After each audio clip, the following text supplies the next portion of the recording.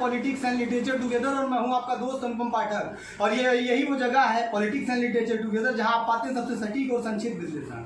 आज जिस मुद्दे को लेकर के मैं आपके सामने उपस्थित हुआ हूं वो मुद्दा उछल रहा है इस समय सबसे ज्यादा उत्तर प्रदेश में और पूरे भारत में। सोशल मीडिया हो, इंटरनेट हो या यूट्यूब हो या टीवी हो, हर जगह उसे दिखाया जा रहा है, लेकिन उसके अलग अलग आयाम हैं। अगर मैं इसकी बात शुरू करना चाहूँगा तो दो पंक्तियाँ मैं शुरू में सुनाऊंगा आपको जो लिखी हुई हैं अर्जुन सिंह चांद जी ने।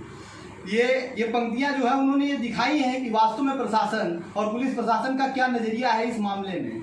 ये पहले लिखी गई लेकिन आज के समय में कितना प्रासंगिक है कि लश्कर भी तुम्हारी है, सरदार तुम्हारा है, तुम झूठ को सच लिख दो, अखबार तुम्हारा है। और दूसरी बात जो उन्होंने कही अपनी, जो उनकी आगे की जो गजल है उसमें उन्होंने कहा कि उजले उजले दामन जिनके उनके गोरख धंधे हैं, पर दाग कहाँ लगता है लेकिन ऊंचे इज्जतदारों पर। सबसे बड़ी समस्या ये है, जो इस समय मुद्दा है मेन, वो ये है कि जब आपने विकास दुबे को मार दिया, विकास दुबे को मार देना कोई बहुत बड़ी गलत चीज़ नहीं थी। ये एनकाउंटर नहीं है, ये मर्डर है, ये बहुत बड़ी चीज़ है। आप पकड़ करके उसे लाते हैं। जो आदमी एक छोटे से गार्ड के सामने सरेंडर कर देता है उज्जैन में, उस आदमी को जब आप पकड़ करके उत्तर प्रदेश में ला रहे हैं तो वो भागने की कोशिश कर रहा था। असल में ये जो सफ़ेद पोश नेता हैं, जो खाकी और खादी का जो कॉम्बिनेशन है, जिसकी खा रहे थे, जो इनको जो है विकास दुबे को संरक्षण प्रदान कर रहे थे, जो लोग उसके टुकड़ों पर पल रहे थे, जब उनको लगा कि वो बेनकाब होने जा रहे हैं, अगर उसे मजिस्ट्रेट के सामने ला करके उसका बयान लिया जाएगा, अगर उसे सच्चाई जानने की कोशिश की जाएगी, तो उनको जो बेनकाब होने का डर था उसके कारण पुलिस पर प्रेशर क्रिएट किया गया है और उन्होंने एक नाटकीय ढंग से उसे मार दिया। ठीक उसी तरीके से जिस तरह से वेब सीरीज और फिल्म में सिनेमा में चलता है, यहाँ ना तो निर्माता का पता चला ना निर्देशक का पता चला कि फिल्म को डायरेक्ट कौन कर रहा है। अगर इस तरह के परिणाम पुलिस जो है कर रही है, इस तरह के प्रशासन जो है अपना कदम उठा रही है, तो कोई ताज्जुब की बात नहीं कि आने वाले समय में इससे ज़्यादा विकास दुबे आपको उभर करके सामने आते हुए नजर दिखाई दें।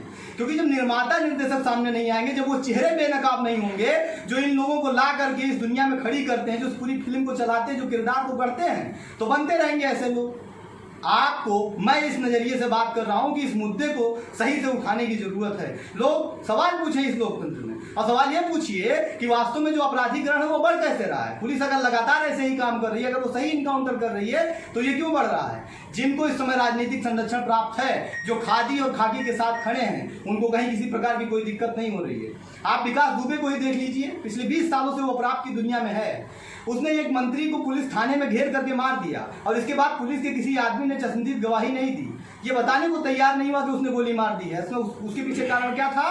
कारण ये था कि पुलिस प्रशासन और राजनीति के बहुत सारे गुर्गे जो उसके टुकड़ों पर पल रहे थे, आज जब उन्हें लगा कि उनका जो ये मोहरा है वो किसी न किसी तरीके से उन्हें नुकसान पहुंचा रहा है, तो वो सरेंडर कर गए और सरेंडर करने के बाद उसे गोली मारने का आदेश दे दिया।